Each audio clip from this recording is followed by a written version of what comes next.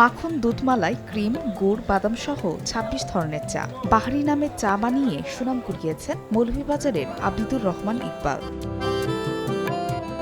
রাজনগর উপজেলার চৌধুরী বাজার এলাকার শাহ মোস্তফা টি পয়েন্ট ও শাহ মোস্তফা বিরিয়ানি স্টেশন রাতভর জমজমাট ভোজনবিলাসী ও চা প্রেমীদের আনাগোনায়। ২০০৫ সালে শ্রীমঙ্গল সড়কে গাড়ির ইঞ্জিনিয়ারিংয়ের কাজ ছেড়ে শ্বশুরবাড়ি এলাকায় চায়ের দোকান দেন ইকবাল। গ্রামীণ পরিবেশে চায়ের দোকান খুব একটা জমজমাট হয়নি। ব্যবসা সফল করতে ভাবনার এক পর্যায়ে ২০১৮ সালে চায়ের ভিন্নতা আনেন তিনি। অন্তত ২৬ ধরনের চা বানিয়ে তাক লাগিয়ে দেন। সুনাম ছড়িয়ে পড়ে অন্যান্য জেলাতেও। এখন তার হাতে চা পান করতে ভিড় করেন দূরদূরান্তের দর্শনার্থীরাও। গোয়াইনঘাট থেকে আমি অনেক আগে থেকে এই চা দোকানের কথা শুনতাম যে ২২ প্রকারের নাকি চা পাওয়া যায়। তো সেই শুনে আর কি বন্ধু বান্ধব আর ইউটিউবেও দেখতাম, তারপরে হচ্ছে আমার পরিবার নিয়ে আর কি চা খাইতে আসা।